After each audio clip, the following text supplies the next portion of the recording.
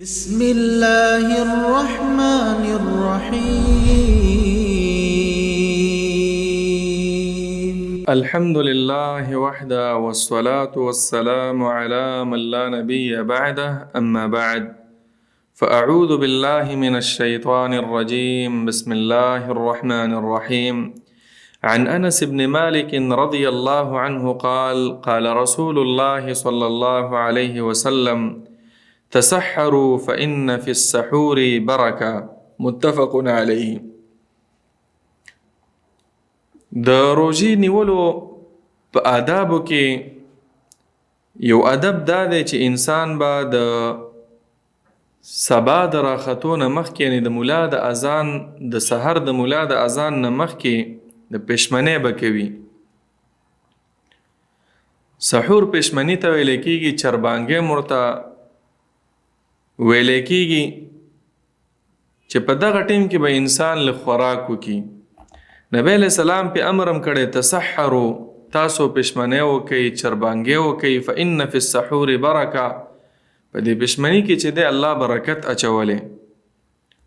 برکت علماء لیکلي یو دا دی چې انسان چې کله پشمنۍ وکړي دکې قوت پیدا شي، او که په نهره باندې دی روژه نیسي دا روژه ورته بیا ډېر مشکل وي، بیا پکې نور عبادات کولی نشي. د ټولو نه لوی برکت هم دا دی چې انسان کې قوت پیدا شي چې دی طاعت وکړي، په ورځ کې تلاوتونه وکړي، ذکر وکړي. وږی انسان به هیڅ هم نشي کولی. برکت دا هم دی چې دته دا روژه اسانیږي، دته دا روژه په ده باندې بوج نه ګرځېږي. برکت دا هم دی د ټول نه لوی برکت چې دا د پیغمبر د سنتو تابعداري ده. نبی علیه الصلاة والسلام به د پشمنی اهتمام کو، او برکت دا هم دی چې دغه ټیم د دعا د قبلېدو ټیم دی چې ته راپاڅېدلې ځان دپاره د خوراک تیاری کې، نو یوه دعا به مو وکړي، یو 2 رکعته لمونځ به مو وکړي.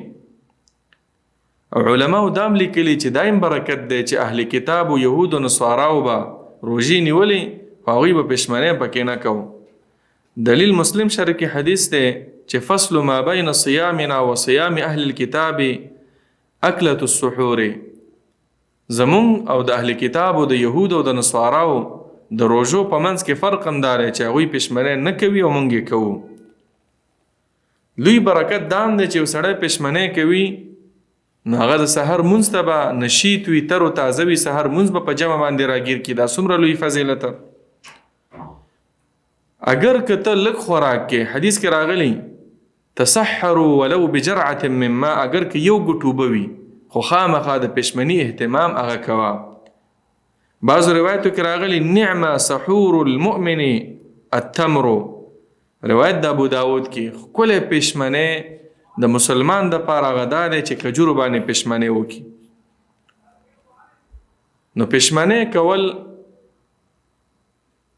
په روژه کې دا یو بهترین سنت او ادب د روژې نه دی. خو دلته د یوې خبرې خیال ساتل پکار دی. نبی صلی الله علیه وسلم هغه فرمایي چې زما امت به په خیر باندې وي چې کله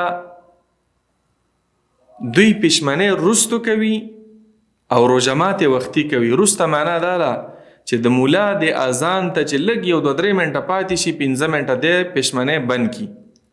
داسې به نه کوي چې د شپې په 12 بجې او په 11 بجې بعضې خلک داسې کوي. نه، دومره وختي پشمنۍ مه کوه، د شپې اخرې حصې ته یې راوله. او روژه ماته چې څنګه نور ډوب شو فوراً روژه ماته که. متفق علیه بخاری او د مسلم حدیث دی. نبی صلی الله علیه وسلم فرمایی لا یزال الناس بخیر،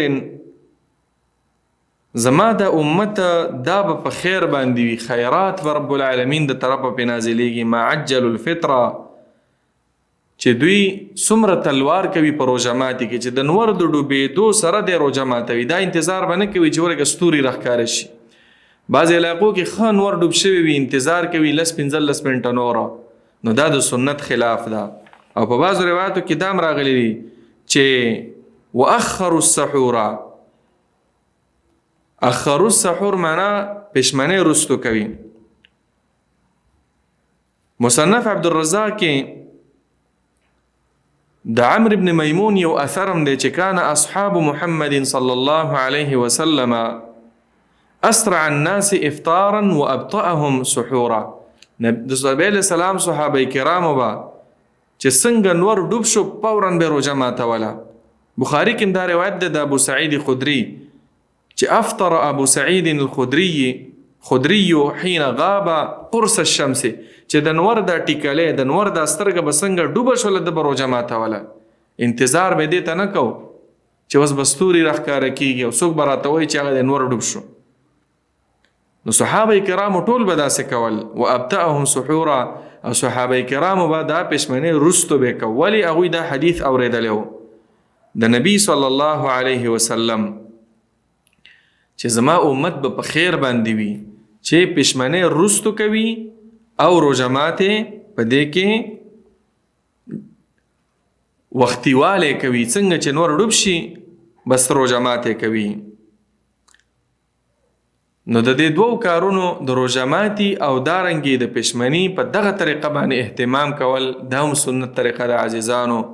الله رب العالمین دې موږ او تاسو ته د صحیح روزو نیولو او د صحیح روزو ماتولو توفیق راکړي.